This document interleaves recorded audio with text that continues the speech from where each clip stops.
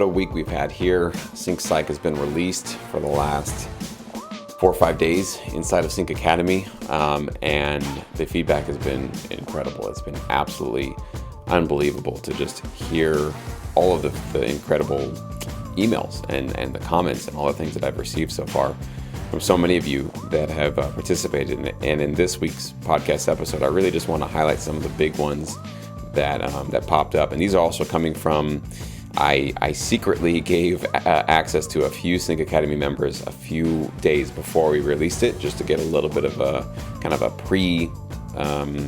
feedback session going, so that I could get a little idea of what people are thinking. So these are basically the notes that I'm getting from Sync Academy members that have viewed it, viewed many of the tutorials, that are actually considering changing their mindset, changing how they're thinking about themselves and their success strategies for sync licensing. Because as I said in last week's episode, it's really a mental game. This is really all about changing how you think about your future career in sync licensing.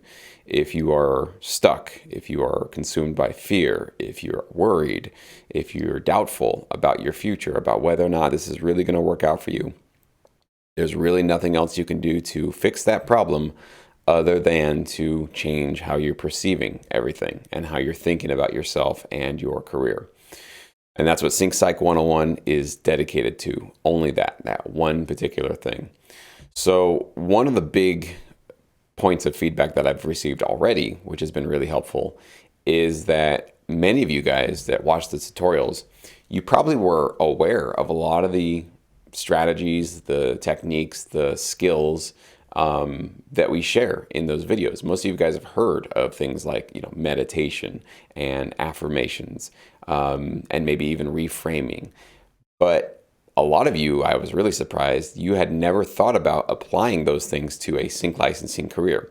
I had one member who was a therapist of some sort. I can't remember exactly what kind, but he was essentially helping his patients to change their mindset to prepare for living a healthier life. And that's all he did essentially every single day, was really try to get their psychology to change before anything else, in terms of diet, exercise, anything like that was going to change. Their mind had to change.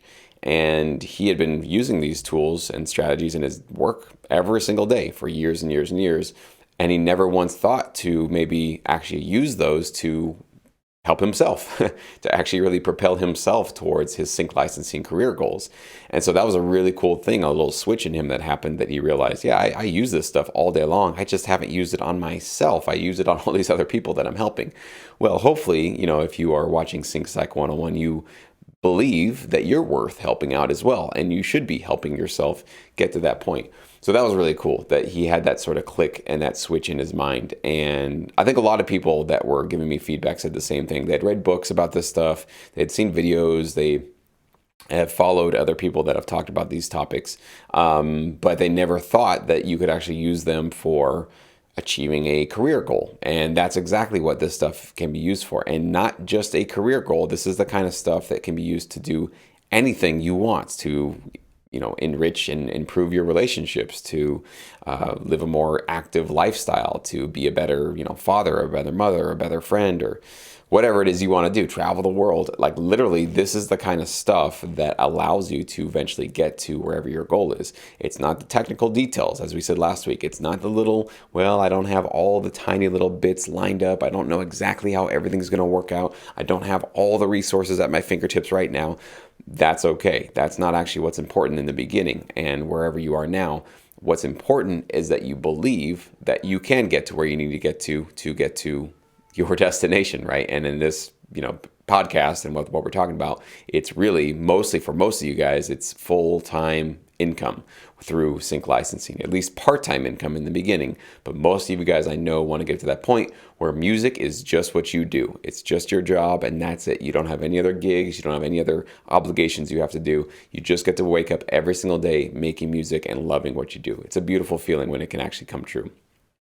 And it can come true. Another one I got was that so many of you said that you were immediately relieved of the fear that you had been carrying around with you for months, or maybe even years, or actually even decades. That this fear of failure, this fear of I'm not good enough, this fear of it's too hard for me, this this completely consuming fear that just paralyzes all of us, at one point in our lives. It always does. And how it just keeps us stuck wherever we're at. And then we just feel hopeless. We don't want to get out of bed. We don't want to make music. We don't want to proceed. And even if we get through it, it usually comes back, right? It's just this thing that just keeps resurfacing. We'll be on fire for a couple of days, and then suddenly this big doubt will creep in, and it's like, yeah, you're not really that good. This isn't going to work out for you. You're not going to get accepted by a library. Why is anybody going to take you seriously? Why is anybody going to place your music in their TV show, right? These self-doubts, these fears are very, very destructive for our productivity and for our careers and for our lives, really. They suck. They really do to kind of drain a lot of our energy out of us and keep us stuck in place. So I think what was being shared with me from a lot of you guys is after you just watched a few of these videos, especially on the particular topics that really resonated with you, you just felt immediately relieved, right? It was just this actual physical feeling, like probably in your chest. A lot of us carry this like tension in our chest when we're really anxious, or maybe in our stomachs, but just this feeling of actual release of like, hey, it's all right. Like a lot of people feel this. I'm not the only one. You might be thinking, Jesse's definitely felt this stuff. He's gone through this. He's made it through this stuff. That's what I'm hoping you're taking from the videos, of course, that, I'm nothing special. I'm just a regular dude, figured out some stuff in this business, kind of worked my way through it. But after many years of doing this stuff, you kind of figure out what really works. And so I've realized now how much I neglected, in the early years of my career, I neglected my mindset. I wasn't thinking big enough for myself. I wasn't expecting big enough things for myself. I really set my expectations far too low. Didn't think I could do this really for full-time income. I thought it was just part-time, whatever money that I'd be making.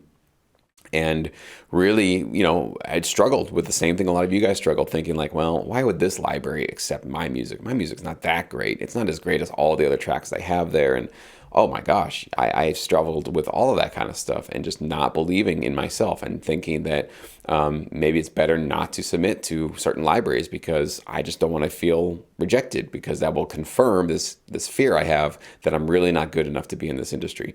And I passed on a lot of libraries that I could have submitted to, and who knows, maybe I would have gotten accepted, maybe not, but I didn't take the shot. And that's what I don't want you guys to be victim to, is just not taking shots because you're consumed by that fear. Another point of feedback that was really cool is that a lot of you guys had been feeling stuck for a long time, like for years. I remember a couple of these, comments and emails were years and years and years of feeling just, still keeping the dream alive, still trying to go for it, but just always just bummed, always feeling like it's just probably not going to work out, and just not feeling much hope. And even some of you guys I know had given up on making music for a long time. And I know that feeling too, because I did that in 2016. I walked away from music for a few months, actually.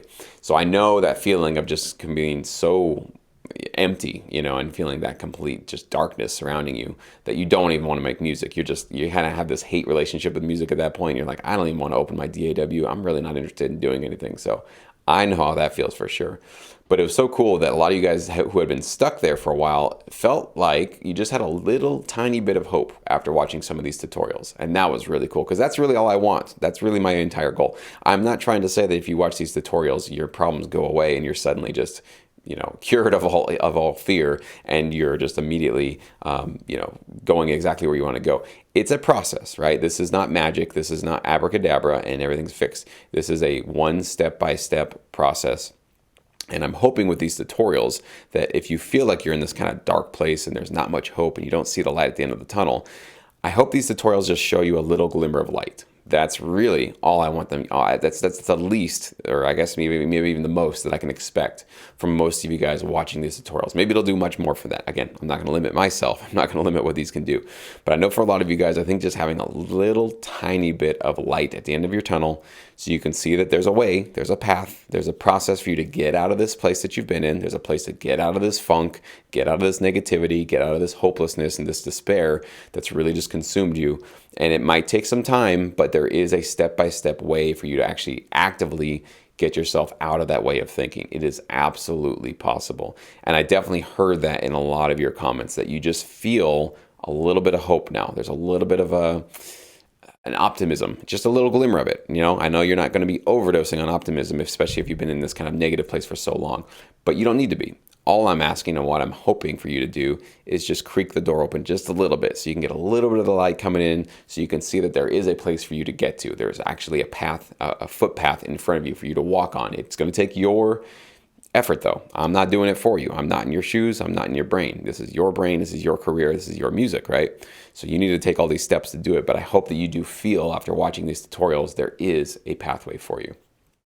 Another really cool thing that I heard from a lot of you guys is many of you were unaware that you were already doing these affirmations in your life, but you just were doing the negative versions of them, and you had no idea how much you were already sabotaging yourself. So some of you guys, just by gaining that awareness itself, maybe you don't even go to the positive stuff yet, but you just now become aware. It's like that could be your step one.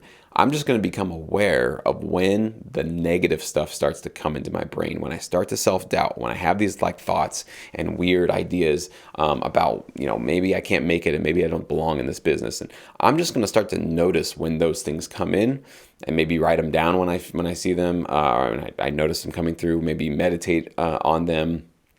Maybe just sort of kind of go to a mirror and say it out loud, in the mirror to myself to kind of see how ridiculous it actually sounds.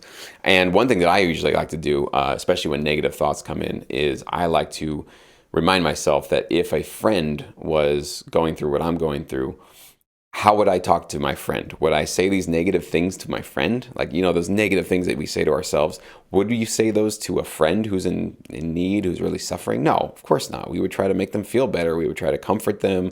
We would try to give them reassurance that it's okay, and everybody makes mistakes, or everybody goes through self-doubt, and it's not the end of the world, right? We would do all these things to try to talk our friend off the ledge, so to speak.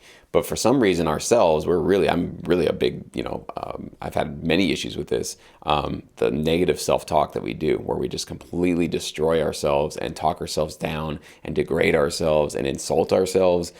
It's just really unkind, the kind of self-talk that we do. So I think a lot of you guys are just now becoming aware that that is something you've been doing for probably most of your life. Like I had been doing that most of my life. And when you don't know that there's another way to do things, you're not aware of that. It's like a fish doesn't know that they're in water. They're just living, right? They're just existing. It's not until you take them out of water and then they go, whoa, what was that other substance stuff? That was weird. It was super dry. I didn't like that at all.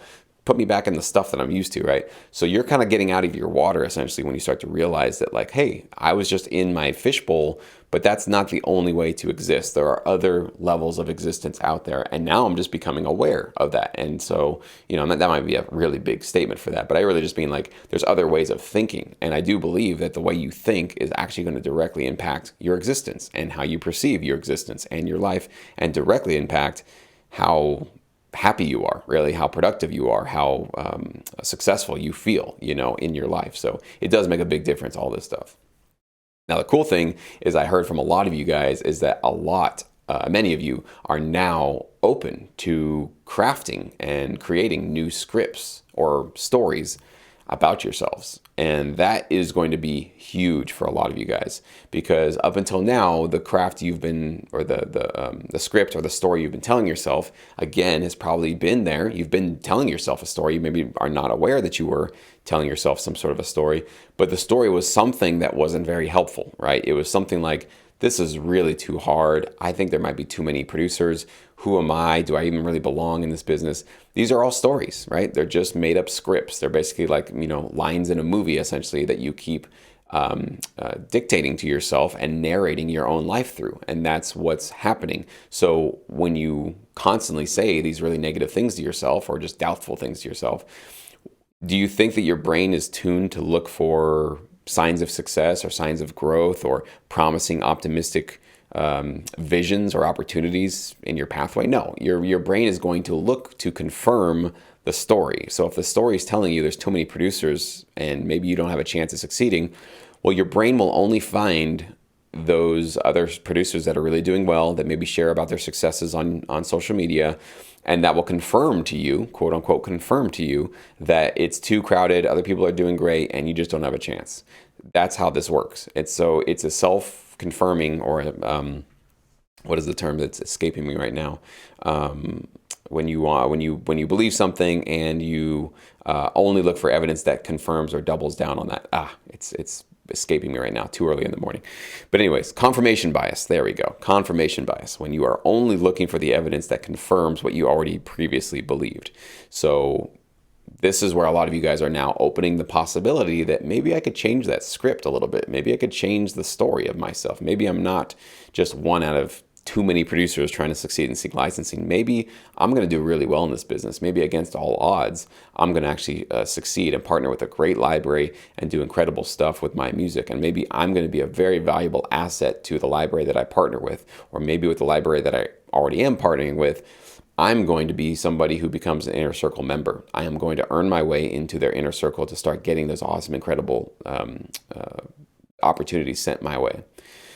Big difference, right? Huge difference in if this is the story that you are telling yourself consciously, right? You don't just like in one day after listening to this podcast, okay, I thought about it. Did everything change yet? No? Okay, it doesn't work. Again, that's not what this is. It's not magic. It's about consistently, constantly supplying yourself with this new story, with this new script. And so that's what we talk about in these tutorials, these actionable ways where you can make this like a habit essentially. And then before you know it, thinking positively about yourself and crafting a really helpful script is just like breathing. It's just something you naturally do. It's absolutely possible.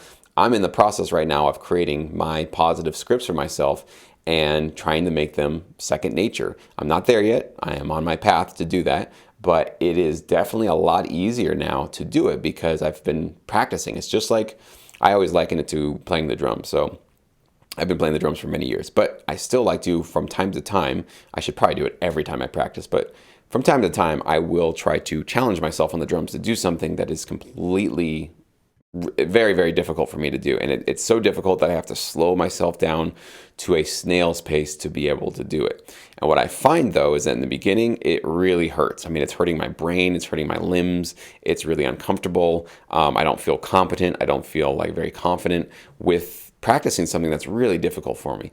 But you already know the end of the story. What happens the next day I go? Well, I can go a little faster. It's a little more comfortable.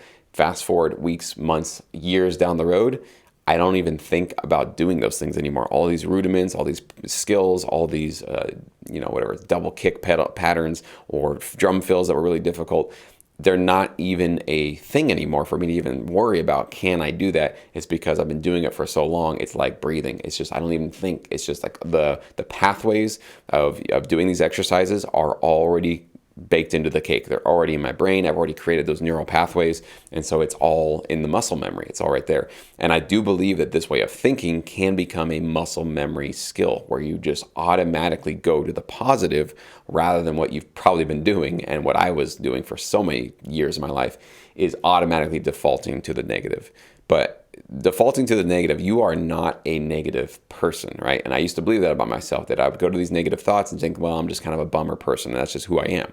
No, because when you can meditate and quiet your mind and clear yourself, you realize that at your core, negativity is not what you are. Actually, you're very peaceful at the core of it. When you can quiet yourself, you're very open. You're very like I said, just peaceful. And so negativity is a learned behavior. It's a learned way of thinking. And when we just do it over and over again, it's like that drum rudiment that we've been practicing for years and years. It just becomes our automatic go-to. And those drummers that play the same drum fills every single time, right?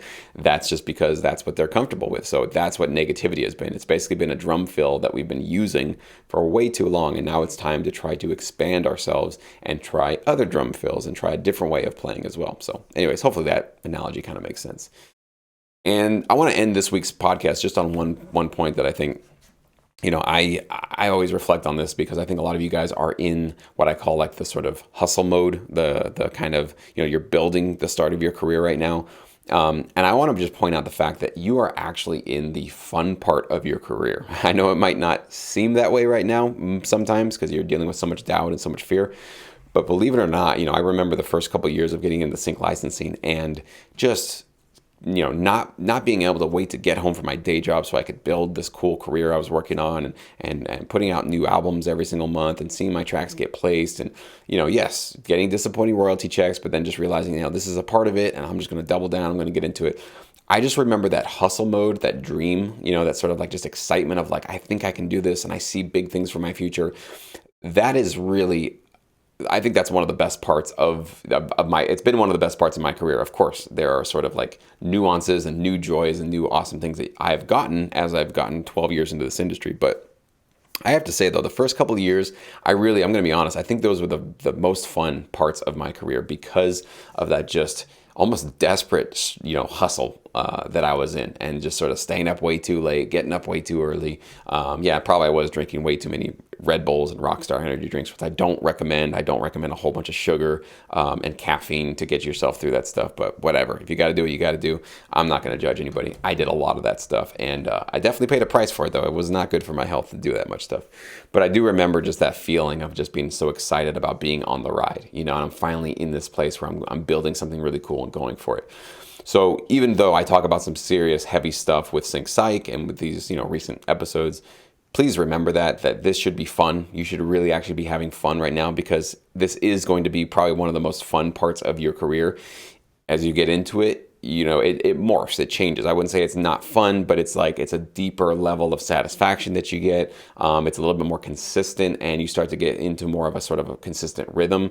So I think and I mean this term in a positive way, the chaos of the intro, of the beginning, the sort of like excitement of like all these new things and new terms, and it's like you're expanding your horizons essentially in the beginning.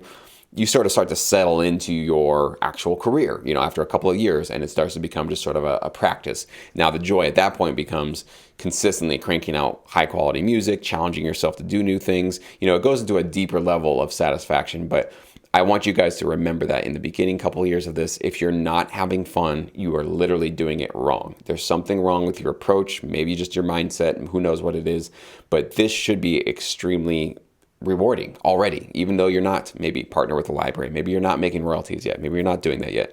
But if you're not having fun and excited and hopeful and optimistic about your future, it's not getting any better. I'll tell you that. It's not going to get any better. So you need to make sure that you got this sort of beginning phase down in terms of making sure that you're having fun. And so I hope with Sync Psych 101, you can really kind of turn that around and really turn the fun juice on, right? And kind of get into that fun mode. I think it's really the only way that you can find yourself getting to that path of full-time income. So that's it for this week, guys. Thank you so much for listening. And thank you to all of you that have given me so much awesome feedback and so many helpful tips and pointers. And I've already gotten some incredible, great ideas from many of you about some future tutorials that we will be adding to Sync Psych 101. So this is going to be a catalog of tutorials that is going to grow. It's not going to stay the same. It's going to continuously grow. Whether or not it's going to be every single month or every couple of months, we'll kind of see what topics really pop up. But I've already gotten a lot of great feedback and a few topics that we haven't covered yet, and they are definitely coming towards the to the platform. Both if you purchase it as a standalone course, the new tutorials will obviously be added there. But of course, in Sync Academy, as we do with most months, we always have new tutorials being added. And yes, they will be added to the Sync Psych 101 series there in Sync Academy as well. So thank you guys so much for your feedback, for your time, for your attention, everything that you guys have given. I really do appreciate it. And have a great, fantastic weekend, and we'll catch you guys next week. Thank you for listening to the Sync My Music podcast. If you enjoyed the show and want me to do more episodes, all that I ask is that you leave me a review on whatever platform or app that you're listening to. It just takes a few seconds. I'll never charge for this podcast, and I want to keep it 100% ad-free. And your review right now will help me do just that. Thank you so much.